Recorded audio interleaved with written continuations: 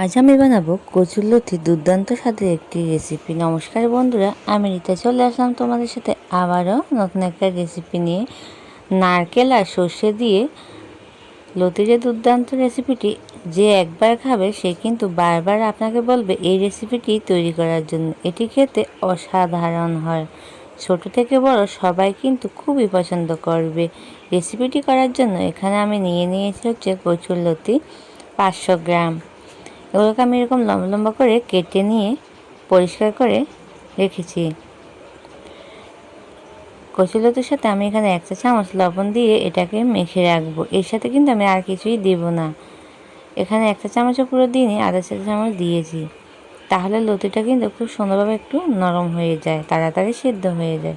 এরপর আমি কড়াইতে বসিয়ে কড়াইতে পরিমাণ মতো তেল দিয়ে আধা চা চামচ কালো জিরে আর একটা পেঁয়াজ কুচি দিয়ে দিয়েছি। দিয়ে এটাকে আমি কষিয়ে নেব। হালকা যখন কষানো হয়ে যাবে তখন আমি দিয়ে দিব হচ্ছে কচুরলতিগুলো দিয়ে এখানে আবারও অল্প পরিমাণে একটু লবণ দিয়েছি। আধা চা চামচের চাইতেও কম লবণ দিয়েছি, যেহেতু আমি লতির সাথে আগে লবণ দিয়েছি তার জন্য। দিয়ে খুব ভালোভাবে নাড়াচাড়া করে এটাকে আমি 2 থেকে 3 মিনিটের মতো কষিয়ে নেব। 2 থেকে 3 মিনিট এটাকে খুব ভালোভাবে কিন্তু নাড়াচাড়া করে কষিয়ে নিতে হবে।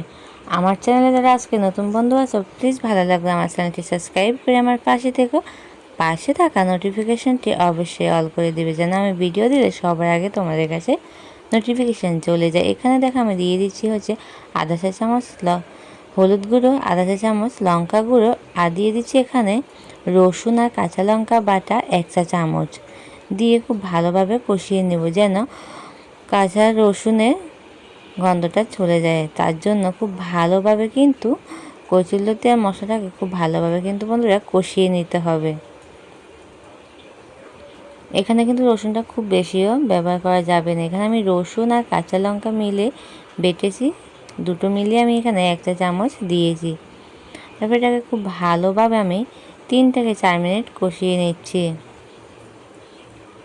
লতিগুলো কিন্তু আমার 50% মতো সেদ্ধ হয়ে গেছে। এর পর্যায়ে আমি দিয়ে দেব হচ্ছে সর্ষে। আমি এখানে নিয়েছি 2 চা চামচ সর্ষে, আর নিয়েছিলাম নারকেল 3 চা চামচ নারকেল। দুটোকে আমি একসাথে মিহি করে বেটে নিয়েছি, নিয়ে এখানে দিয়ে দিয়েছি। এরপর এখানে আমি আবারও দিয়ে দিচ্ছি হচ্ছে অল্প একটুখানি লবণ। লবণটা কম হয়েছিল, তার জন্য আমি এখানে টোটালি আমি এখানে বন্ধুরা 1 চা চামচ লবণ ব্যবহার করেছি।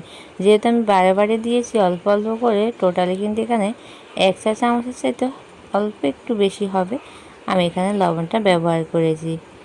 এরপর দেখো খুব ভালোভাবে কিন্তু এটাকে নাড়াচাড়া করে আমি কষিয়ে নিব 3 মিনিটের জন্য। দেখো 3 মিনিট পর রান্নাটা কিন্তু বন্ধুরা আমার হয়ে গেছে।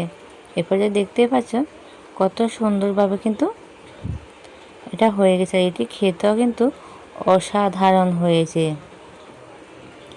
এখন এটাকে আমি 1 মিনিটের মতো নাড়াচাড়া করে গ্যাসটা অফ করে নামিয়ে নেব। এখন আমি সবগুলো দেখো রান্না হয়ে গেছে, গ্যাসটা অফ করে দিয়েছি। এখন আমি নামিয়ে নিচ্ছি। আজকে আমার এই রেসিপিটি তোমাদের কেমন লেগেছে তোমাদের সুন্দর কমেন্টে আমাকে বলে যাবে। সকল বন্ধুকে অসংখ্য ধন্যবাদ এতটা সময় ধৈর্য ধরে আমার সাথে সম্পূর্ণ ভিডিওটা দেখার জন্য। দেখা হবে তোমাদের সাথে আবারও নতুন একটা রেসিপির সাথে।